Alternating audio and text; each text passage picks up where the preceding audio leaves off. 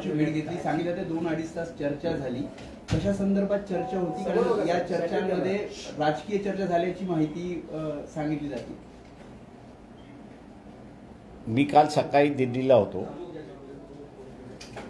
त्या दिल्लीला मुख्यमंत्र्यांच्या ऑफिसचा फोन आला होता की संध्याकाळी मुख्यमंत्र्यांना आपल्याशी भेटायचं आहे.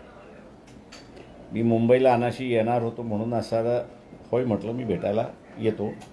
10:30ला मी असारा भेटायला गेलो. मध्यंतरी नॉयडाला बाबासाहेबांचा असणारा पुतळ्याचं प्रतिकृती त्या ठिकाणी केल्या जाते. त्याची असणारी एक टीम सरकारने बघायला पाठवली होती. त्या टीममधल्यांचं एक ओपिनियन आलं नाही, तर त्याच्यामध्ये वेगवेगळे ओपिनियन आले असं मला काल रात्री सांगण्यात आलं. आणि म्हणून जेव्हा केव्हा मी दिल्लीला जाईन तेव्हा नॉयडाला ज्या ठिकाणी ह्या पुतळ्याचं प्रतिकृती केल्या जाते आणि नंतर जो पुतळा होणार आहे त्याला असणारा भेट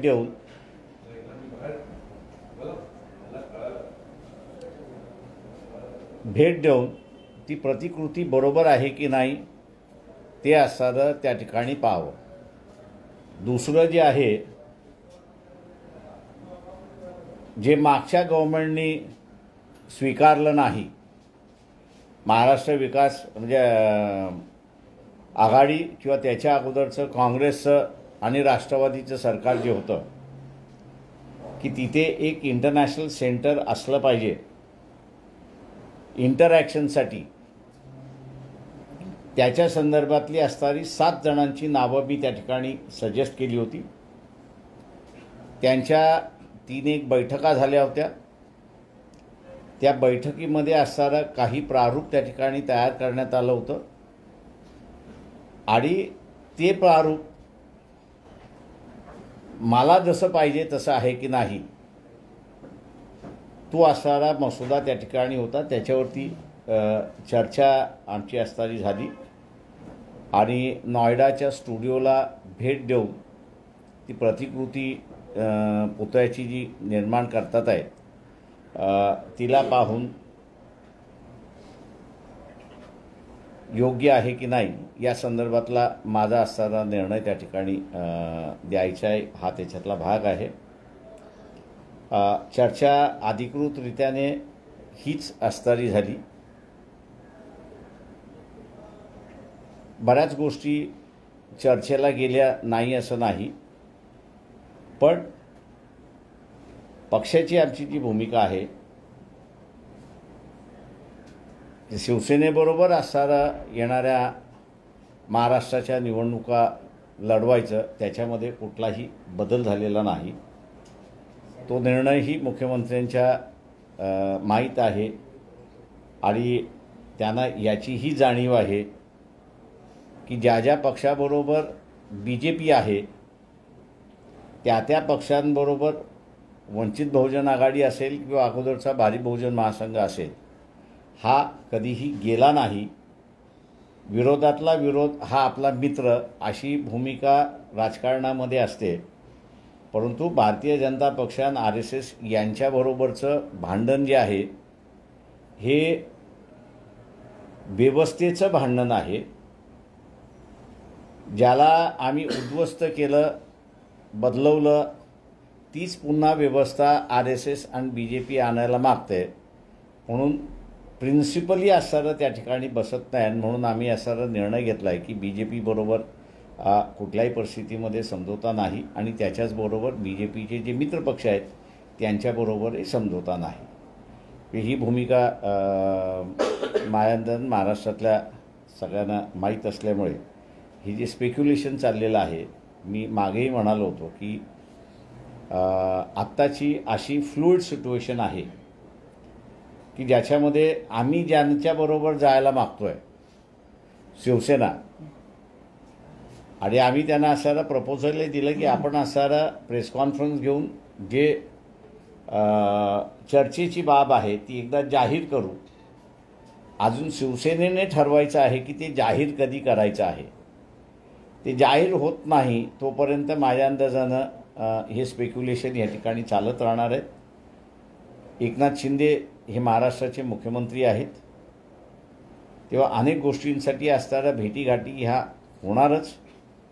पण प्रत्येक भेटीगाठी ह्या राजकीयच असतील हा जो मला वाटतं संबंध बांधला जातो आहे तो असणारा चुकीचा आहे. त्यांनी जर BJP सोडली तरच मग असणारं ही राजकीय चर्चा त्या ठिकाणी होऊ शकते, अन्यथा ती होऊ शकत नाही अशी असणारी परिस्थिती आहे. या संदर्भात तुम्ही बोललात का काल, जसं तुम्ही म्हणताय जर भाजपने साथ सोडली तर पुढचा विचार होऊ शकतो, हा सुद्धा त्यांना अगोदरपासून माहिती आहे, त्यांना सांगण्याची गरजच नाही आहे. त्याला सेनेमध्ये असताना सुद्धा एकदा त्या संदर्भातली चर्चा झाली होती आणि त्यांना आम्ही त्यावेळेस सांगितलं होतं की तुम्ही BJP सोडा, आम्ही येतो. सर, यामध्ये एक गोष्ट पाहायला मिळते आणि त्यामध्ये संशयही व्यक्त केला जातो की गेल्या अनेक दिवसापासून तुम्ही उद्धव ठाकरे यांची चर्चा करत आहे. उद्धव ठाकरे यांच्याकडून तुम्हाला अजूनही प्रतिसाद मिळत नाही, त्यामुळे तुम्ही वंचित बहुजन आघाडी जी आहे ती आता एकनाथ शिंदे किंवा भाजप या गटासोबत चर्चेलाही वाव देऊ शकते. एक लक्षात घ्या की मी अगोदर आम्ही व्हेरी क्लिअर केलेलं आहे, 35 वर्ष ह्या राजकारणामध्ये आम्ही आहोत. काँग्रेसने आमचा असणारा खिमा केला, राष्ट्रवादीने खिमा केला, म्हणून आम्ही असणारा BJP बरोबर गेलो नाही. त्यावेळेस गेलो असतो तर आम्ही असणारा BJPच्या माध्यमातून राष्ट्रवादी आणि काँग्रेसचा खिमा आम्ही केला असता. त्याची माझी ताकद मला माहिती आहे, माझ्या पक्षाची ताकद मला माहिती आहे. त्याच्यामुळे ह्या ग्रिमिक्स करण्यामध्ये मी काही त्या ठिकाणी इंटरेस्ट घेत नाही. उद्धव ठाकरेंना असणारं आम्ही जसं म्हणालो की फायनल करायचं असेल तर ते त्यांच्या हातात आहे. आम्ही आजही म्हणतो की आम्ही सेनेबरोबर समझोता करण्यासाठी तयार आहोत. फायनल कधी करायचं हे त्यांनी ठरवायचं आहे. तुम्ही या आधीची जेव्हा पत्रकार परिषद घेतली तेव्हा तुम्ही सांगितलं की ज्या महापालिका निवडणुका आहेत त्या महापालिका निवडणुकांमध्ये शिवसेनेसोबत आमची युती झाली आहे, फक्त काँग्रेस झालेली आहे. आजही मी सांगतो झालेली आहे ती नाही, पण ती पब्लिकली नाही झाली आहे ना. पब्लिक कमिटमेंट कुठे झालेलं आहे? आम्ही एकमेकाला कमिटमेंट दिलेलं आहे. म्हणजे शिवसेनेने वंचितला कमिटमेंट दिलं आणि वंचितने शिवसेनेला कमिटमेंट दिलं. ही 4 भिंतीच्या आतली कमिटमेंट आहे, पब्लिक कमिटमेंट कुठे झाली आहे? ते आम्ही असं ते उद्धव ठाकरेंनी ठरवायचं. पब्लिक कमिटमेंट 4 भिंतीतली कमिटमेंट पब्लिकली कधी करायची ती. सर, यामध्ये एक गोष्ट पाहायला मिळत आहे, स्पष्ट का करत नाहीये, काय कारण असावं? ते त्यांनी जे आम्हाला कळवलेलं आहे त्यांना काँग्रेस आणि राष्ट्रवादीसुद्धा बरोबर घ्यायचं आहे आणि आपण एकत्र प्रेस कॉन्फरन्स घेऊ असंही त्यांनी कळवलेलं आहे. म्हणजे त्यांच्याकडून आम्हाला कळवलेलं नाही असं नाही, परंतु आम्ही त्यांना असणारा एक सांगतो आहे की आणि अगोदरपासून सांगत आलो होतो की काँग्रेसला मी फार चांगला ओळखतो. माझ्या एवढा काँग्रेसला आणि शरद पवारांना ओळखणारा महाराष्ट्रातला दुसरा नेता नाही. तेव्हा हे तुम्हाला फसवतील.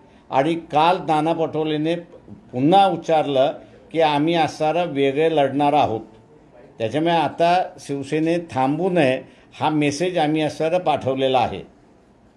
सर, एक गोष्ट यामध्ये पाहायला मिळत आहे की ज्याप्रमाणे तुम्ही वारंवार म्हणता की युतीची घोषणा व्हायला पाहिजे किंवा वंचित बहुजन आघाडी सोबत असल्याचा दावा केला जात आहे, मात्र दुसरीकडे एक पाहायला मिळत आहे की राष्ट्रवादी आणि काँग्रेस पक्ष हे म्हणतात की आमच्यासोबत अजून कुठल्या प्रकारची चर्चा झाली नाही. मग उद्धव ठाकरेंना एकतर वंचित सोबत राहावं लागेल, नाहीतर मग महाविकास आघाडी सोबत राहावं लागेल. मी अनेक गोष्टी बोलत नाही आहे, तेव्हा त्यांनी असणारं जे आहे ते लोकांशी खरं बोलावं असं काँग्रेसवाल्यांनाही सांगतो मी आणि राष्ट्रवादीवाल्यांनाही सांगतो. मला असणारं हारण्यासारखं काही नाही आहे त्या सगळ्या याच्यामध्ये. पण एक गोष्ट निश्चितपणे आहे की जर ते खोटंच बोलत राहिले लोकांसमोर पब्लिक मीडियाच्या माध्यमातून जे काही चाललेलं आहे ते असणारं लोकांसमोर आणल्याशिवाय राहणार नाही. अजित पवारांनी उद्धव ठाकरे साहेबांनी पब्लिकली अनाऊन्स नाही केलं तुमची आघाडी म्हणून, तर काही करेक्ट कार्यक्रम तुमच्या नियोजनात आहे? आम्ही असं एक लक्षात घ्या की बेसिकली एक तर व्हेरी क्लिअर आहे की शिवसेना आणि वंचित यांची आघाडी होणार हे व्हेरी क्लिअर आहे. मी मागेही म्हणालो होतो की सीट ॲडजस्टमेंटचा प्रॉब्लेम राहिलेला नाही. शिवसेना हे काँग्रेस आणि राष्ट्रवादी बरोबर सरकारमध्ये असल्यामुळे त्यांना असं वाटतं की हेही आपल्याबरोबर आले तर BJP बरोबर लढायला सोपं जाईल अशी असणारी परिस्थिती आहे. आम्ही त्यांना असणारा कंपल्शन सांगतो आहोत की हे का तुमच्याबरोबर येणार नाहीत. इलेक्शन माझ्या अंदाजानं जोपर्यंत घोषित होत नाही तोपर्यंत उद्धव ठाकरे माझ्या दृष्टिकोनातून या दोघांना घेण्याचा ट्राय शेवटपर्यंत राहील. पण ज्या दिवशी नोटिफिकेशन निघालं त्या दिवशी माझ्या अंदाजानं मग त्यांना असणारा ऑप्शन राहत नाही. एक तर त्यांना आमच्याबरोबर हे जाहीर करण्याचा ऑप्शन राहत नाही असं मी त्या ठिकाणी मानतो. बाळासाहेब एक गोष्ट या ठिकाणी बाळासाहेब एक गोष्ट पाहायला मिळाली आहे की ज्याप्रमाणे तुम्ही चर्चेची गोष्ट म्हणता. एक मिनिट थांब ना. तुम्हाला फोन करून आणि तुम्हाला बोलवून उद्धव ठाकरेवरती दबाव आणतायत का? कारण की कुठेतरी दबावाचं राजकारण केलं जातंय का? कारण की सातत्यानं तुम्ही उद्धव ठाकरेंना भेटल्यानंतर शिंदे फोन करून तुम्हाला बोलवतात. मी यावेळी भेटलोच नाही आहे. गेले 15 दिवस झालं उद्धव ठाकरेंशी भेटलोच नाही आहे. मी तेच म्हणतोय की तुमचा प्रश्न असा होता की मी उद्धव ठाकरेंना भेटलो की शिंदे फोन करून मला बोलवतात. पण माझा गेले महिन्याभराचा प्रवास जर बघितला तर मी महाराष्ट्रामध्येच नाही आहे. त्याच्यामुळे भेटण्याचा असणारा प्रश्नच होत नाही उद्धव ठाकरेंना. जी काही आमची टीम आहे आणि सेनेची टीम आहे ती बोलत राहिलेली आहे त्या सगळ्या ह्याच्यामध्ये. सर तुमची जे पण मला एक जे कन्सर्न एकनाथ शिंदेंच्या संदर्भातलं दिसलं आणि ते माझ्या अंदाजानं खानदानी असं मी त्या ठिकाणी मानतो. याचं कारण की एकनाथ शिंदे सुद्धा जुने शिवसैनिक आहेत. 80च्या 70च्या काळातले असणारे शिवसैनिक आहेत. त्याच्यामुळे पॅन्थर आणि शिवसेना यांचे जे काही रिलेशन्स होते त्यांना अधिक चांगल्या रीतीने माहिती आहे इतर शिवसैनिकापेक्षा असं मी त्या ठिकाणी मानतो आहे. तेव्हा त्यांनी माझ्याकडे असणारं जी कन्सर्न दाखवली आणि मी वारंवार त्याचा असणारे करतो की त्यांनी असताना म्हटलं प्रकाशराव हे सगळे लक्षात घेताना मी आता मुख्यमंत्री आहे. माझ्या मुख्यमंत्रीच्या कालावधीमध्ये ती जी प्रतिकृती होणार आहे ती मला कुठल्याही पद्धतीची कॉन्ट्रोवर्सी नको आहे. का ती जर कॉन्ट्रोवर्सी झाली तर मी आनंद दिघेंच्या बरोबरचा कार्यकर्ता आणि तिथून शिवसेनेत झालेला कार्यकर्ता. पॅन्थरचे आणि त्या काळचे आनंद दिघेंचे संबंध ते म्हटले तुम्हालाही माहिती आहे मलाही माहिती आहे नव्या पिढीला माहीत नाही. ती कॉन्ट्रोवर्सी मला पुन्हा नको आहे आणि माझ्यावरती मला ब्लेम घ्यायचा नाही की माझ्या मुख्यमंत्रीच्या कालावधीमध्ये पुतळ्याचं व्यवस्थित देखरेख झाली नाही आणि त्या पुतळ्याच्या संदर्भात मला असणारं कॉन्ट्रोवर्सी नको आहे ही त्यांनी मला राजगडावरती आले त्याच वेळेस त्यांनी सांगितलं. आणि म्हणून ते म्हटले होते तुम्ही येणार नाहीत हे आम्हाला माहीत आहे परंतु मला याच्यामध्ये तुमच्याकडून 100% मदत पाहिजे. उद्धव ठाकरे सोबत आणि तुमची जी बैठक झाली आहे एक जगात एकनाथ शिंदेसोबत आपण भेट घेतली तर निर्णय घ्यायला त्यांना बांधील करताय का? प्रश्न असा आहे की मी मागही म्हणालो सीट ॲडजस्टमेंट आमच्या होऊन गेलेल्या आहेत. फक्त असणारा जाहीर करण्याचं शिल्लक राहिलेलं आहे. त्यांचा प्रयत्न चालला आहे की काँग्रेस आणि NCP यावं. आम्हाला सरळ सरळ दिसतंय की काँग्रेस येणार नाही NCP येणार नाही. त्यांनी ते प्रयत्न करतील करू द्या ना. आम्ही तुम्ही जे सीट ऍडजस्टमेंट केलं आहे त्या सीट ऍडजस्टमेंट मध्ये काँग्रेस आणि राष्ट्रवादीला जागा सोडल्या आहेत का की नाही? तर फक्त ते आता पब्लिकली आम्ही कमिट करणार नाही. मुंबई महानगरपालिका पुरताच तुमचा जो आलाय असणार आहे महाविकास तुमची शिवसेना सोबतच्या युतीची जी घोषणा करण्याबाबत जे तुम्ही सातत्यानं म्हणताय यामध्ये राष्ट्रवादी किंवा काँग्रेस या दोन्हीपैकी कुठला पक्ष खोडा घालण्याचा प्रयत्न करतोय का? ऐन वेळेला तुमचा डाव फिसकटावा असे काही प्रयत्न आहेत? आता काँग्रेस आणि शिवसेनाही होत नाहीये युती ही व्हेरी क्लिअर झाली कालच्या ह्याच्यावरनं. राष्ट्रवादीमध्ये जे काही चाललेलं आहे त्याच्यामध्ये शिवसेना आणि राष्ट्रवादीने त्याच्यामध्ये बघायचं आहे. मुंबई कॉर्पोरेशनमध्ये म्हटल्यानंतर 7 जागा त्यांच्या आहेत. 7 जागा ॲडजस्टमेंट करायला हरकत नाही आहे. आमच्याकडून व्हेरी क्लिअर गेलेलं आहे. दुसरं जे आहे 10 अपक्ष आमदार 10 अपक्ष नगरसेवक मागच्या शिवसेनेच्या महापौराच्या निवडणुकीमध्ये आणि सभागृहामध्ये मदत करत होते. त्यांनाही आपल्याला ॲडजस्टमेंट करायला हरकत नाही आहे. त्याच्यामुळे आमची क्लॅरिटी बऱ्याच गोष्टींवरती झालेली आहे. तिथे कुठेही असणारं मिसअंडरस्टँडिंग नाही. अजित पवार म्हणतात की वंचितला जर येत असेल तर आमचा काही विरोध नाहीये, फक्त सगळ्यांनी मिळून एकत्र येऊन जे मित्र पक्ष असतील त्यानंतर सीट्सची जे काही विभागणी असेल ती होईल. ते मुंबई महानगरपालिकेच्या निवडणुकीचा आपण असा विचार केला तर राष्ट्रवादीच्या मी जसं म्हटलं 7 जागा आहेत, त्या 7 जागा कोणी मान्य करते, त्याला कोणी मान्य करत नाही आहे. पण साहेब, शरद पवारांनी पश्चिम महाराष्ट्रामध्ये पण सार्वजनिक कार्यक्रमामध्ये तोच मुद्दा मांडलाय की ते सकारात्मक आहे वंचित बहुजन आघाडीसाठी. मी तरी अजून वाचलेलं नाही आहे. पण काँग्रेस पक्ष वारंवार तुम्ही वाचलं असेल तर कृपा करून मला असणारं ते फॉरवर्ड केलं तर अधिक चांगलं होईल. बाळासाहेब, तुम्ही स्वतः पुढाकार घेऊन राष्ट्रवादी किंवा काँग्रेसच्या नेत्यांसोबत या एकत्रित युतीबाबतची चर्चा करण्यासाठी पाऊल टाकणार? माझं जे काही अंडरस्टँडिंग आहे या सगळ्या ह्याच्यामध्ये, ज्या पक्षाने असणारं 2024 सोडून दिलेलं आहे आणि 2029 धरून चाललेलं आहे त्यांच्या पाठीमागे लागण्यात काही अर्थ नाही. आणि म्हणून मी मागेही म्हणालो होतो की हा जो पिरियड आहे हा गोल्डन पिरियड आहे आणि ह्या गोल्डन पिरियडमध्ये जर आपण योग्य भूमिका घेतल्या तर मुंबई महानगरपालिका ही पुन्हा निवडून येऊ शकते. त्याच्यामध्ये म्हणजे मला कुठल्याही पद्धतीची असणारं अडचण आहे असं मला वाटत नाही आहे. पण समजा झालं नाही, जाहीरपणे उद्धव ठाकरेंनी ते महाविकास आघाडी सोबतच गेले तर तुमचा प्लॅन बी त्यासाठी काही तयार असणार आहे की नंतर? मी मागेही म्हणालो होतो की आम्ही मागेही म्हणालो होतो की 88 जागेवरची आमची तयारी झालेलीच आहे. सर, काँग्रेस पक्ष वारंवार म्हणतो की बाळासाहेब आंबेडकर जरी वंचित बहुजन आघाडी जरी म्हणत असेल की आम्ही शिवसेनेसोबत युती करताय तयारी आहे, मात्र आमच्यासोबत कुठल्या प्रकारची बोलणी झाली नाही, आमच्याकडे प्रस्तावच नाही, तर मग महाविकास आघाडीमध्ये यांना प्रश्न असा आहे, लोकसभा आणि विधानसभेमध्ये आम्ही त्यांना प्रस्ताव दिला, त्यांनी मान्य केला नाही, तेव्हा त्यांच्याबरोबर आता शिवसेना बोलते, त्यांनी शिवसेनेला हे करावं. बाळासाहेब, योगेंद्र कवाडे म्हणतात की तुमची शिवसेनेसोबत जरी युती झाली तरी महानगरपालिकेच्या निवडणुकीमध्ये फार काही त्याचा परिणाम होणार नाही. No comments. आठवलेंनी सुद्धा नाराजी व्यक्त केली की त्यांना करू द्या नाराजी. कवाडेंना घेतलं. अशा नाराजी व्यक्त करणारे बरेच जण पण सर, असतील. एक गोष्ट पाहायला मिळाली की वंचित बहुजन आघाडी एकीकडे उद्धव ठाकरे बाजूला जाताना पाहायला मिळते, त्यांच्याकडे भाजपकडे आरपीआय म्हणजे आठवले गट असतानाही त्यांनी जोगेंद्र कवाडेसोबत युती केली, म्हणजेच आठवले गटांना आता कुठे ना कुठे बाहेर काढण्याचा प्रयत्न या माध्यमातून असं वाटतं? माहिती नाही, आता तो तुम्ही त्या दोघांना विचारत, त्यांचं राजकारण मी ठरवत नाही ना.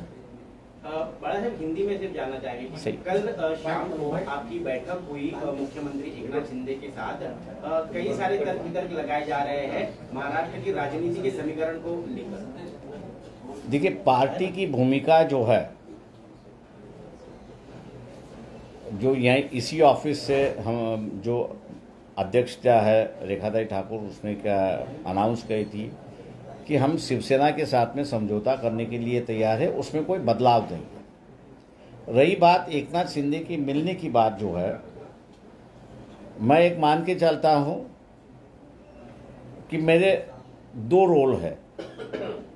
एक रोल वंचित बहुजन आघाड़ी का नेता होने की वजह से, और दूसरा जो है वो बाबा साहब के परिवार के पोता होने की वजह से एक पारिवारिक रिस्पॉन्सिबिलिटी भी है, वो मैं जानता हूँ. एकनाथ शिंदे जब पहले घर पे आए और वहाँ भी गुफ्तगू हुई, तो उस गुफ्तगू में उन्होंने यही कहा था कि भैया जो पुतला बनाया जा रहा है, उसकी जो एक मॉडल बनाया जा रहा है, उस मॉडल को आप जब तक अप्रूव नहीं करेंगे तब तक मैं आगे नहीं जाऊंगा. तो हमने उनसे वजह पूछी थी, तब उन्होंने कहा था कि भैया पैंथर का और शिवसेना का रिश्ता आप अच्छी तरह से जानते हो, मैं पुराना शिवसैनिक हूं, इसलिए मुझ पर कोई आंच आने नहीं चाहिए कि मैंने पैंथर की और शिवसेना की लड़ाई में पुतले के ऊपर ध्यान नहीं दिया. ये लांछन मुझे लगाना नहीं है, और इसलिए उन्होंने कहा था कि आपकी राजनीति आप करते रहिए, लेकिन इस मामले में जो है वो आपकी मुझे मदद लगेगी. और मैंने कहा था कि आप जिस दिन कहोगे उस दिन मैं आपको मदद करने के लिए तैयार हूँ।